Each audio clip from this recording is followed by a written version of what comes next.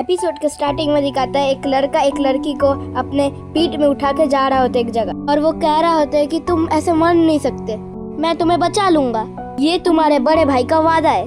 तभी scene shift होता है और हमको दिखाया जाता है कि तानजीरो शहर जा रहा है चारकोल बेचने। फिर तानजीरो की मम्मी आके बोलती है इतने ठंड में जाने का कोई जरूरत नहीं है, बट तानजीरो कहता है नहीं मेरे को जाना पड़ेगा, न्यू ईयर आ रहा है, मैं अपने फैमिली को इस साल पेट भर खिलाना चाहता हूँ। तो तानजीरो कहता है तो इसलिए मेरे को जाना पड़ेगा शहर। फिर उसके छोटे छोटे भाई और बहन भी जिद करते हैं हमको भी जाना है, हमको भी ले चल। बट बाद में माँ और तानजीरो को समझाने के बाद वो मान जाते।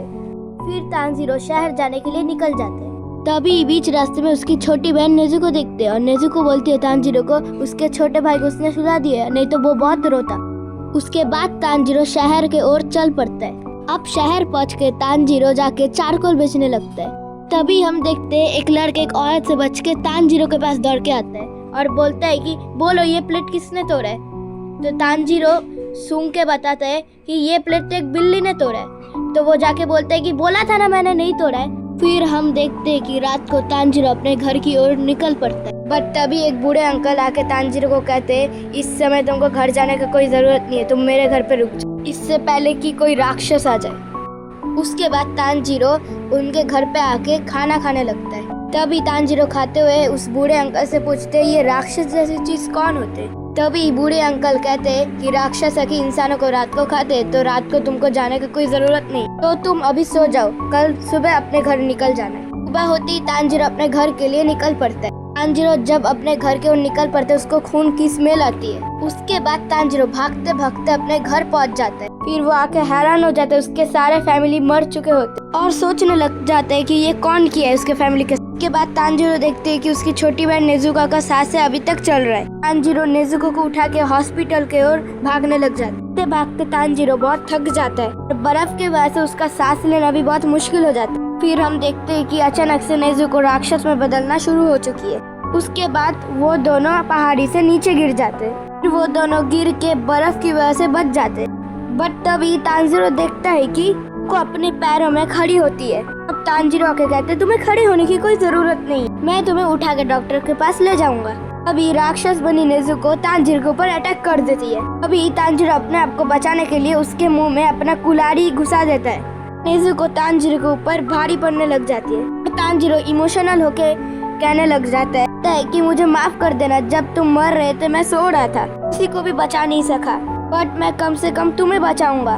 तुमको अपने आप में हौसला रखना, तुम कभी राक्षस नहीं बन सकते। अभी हम देखते हैं कि नेजुको के आंखों से आंसू आना शुरू हो जाते हैं। तभी एक लड़का आके नेजुको के ऊपर तलवार से हमला कर देता है। तानजीरो उसको बचा लेता है। तभी वो लड़का आके तानजीरो से पूछता है तुम उस राक्षस को क्यों बचा रहे हो। तानजीरो बोलता है ये मेरी बहन है। तभी वो लड़का नेजुको को पकड़ लेता है। लड़का कहता है कि मेरा काम ही है सब राक्षस को पकड़ूं और उनको मार दूं। बट तभी तानजीरो कहता है मेरी बहन किसी को भी नहीं मारी आज तक, यहाँ तक कि मेरे घर से एक अनजान लोग का गंध आ रही थी, मुझे लगता है कि उसी ने मेरे फैमिली को मार दिया पूरा। नहीं पता नेजुको राक्षस कैसे बनी। वो लड़का कहता है कि इसके जख्म डीमंस के खून के साथ मिल गए, इसलिए वो राक्षस बन गए। ऐसे ही सारे राक्षस अपने जनसंख्या बढ़ाते हैं।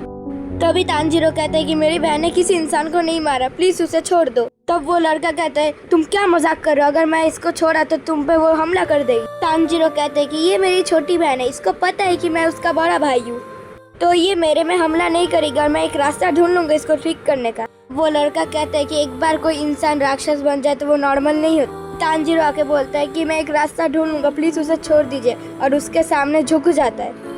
वो लड़का बोला कि तुम इसे कभी इंसान नहीं बना पाओगे, मैंने उसको छोड़ा तो तुमको भी वो राक्षस बना देगा।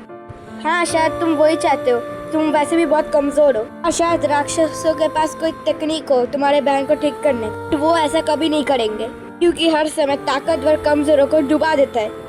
उसके थोड़ी देर बाद वो लड़का नेजुको के ऊपर हमला कर देता है। इसको देख के तानजीरो उस लड़के के ऊपर हमला कर देता है, बट वो लड़का तानजीरो को गिरा देता है। तानजीरो बेहोश हो जाता है।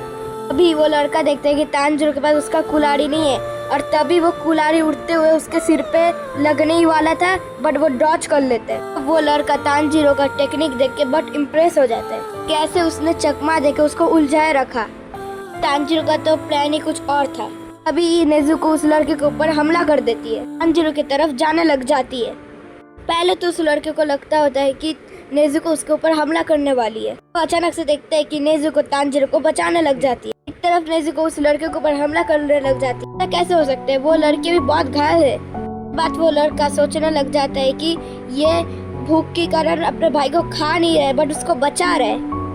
शायद से वो लड़की डीमन कुछ अलग है, तभी वो लड़का नेजुको को मार के बेहोश कर देता है। जब तांजीरो उठता है वो देखते हैं नेजुको उसके पास लेटी हुई है। अब वो लड़का बोलता है कि तुम उठ गए, जल्दी जल्दी तुम माउंट सागिरी पर चले जाओ। जाने के बाद तुमको एक बूढ़ा आदमी मिलेगा जिसका नाम होगा साकुंजी उरोकोदाकी, और उसको जाके बोलना कि गियो तोमियोका ने तुमको भेजा है। उसके बाद वो लड़का बोला कि अभी आसमान में बादल है, अपने बहन को सूरज के रोशनी से बचा के रखना, नहीं तो वो जल के राख हो जाएगी।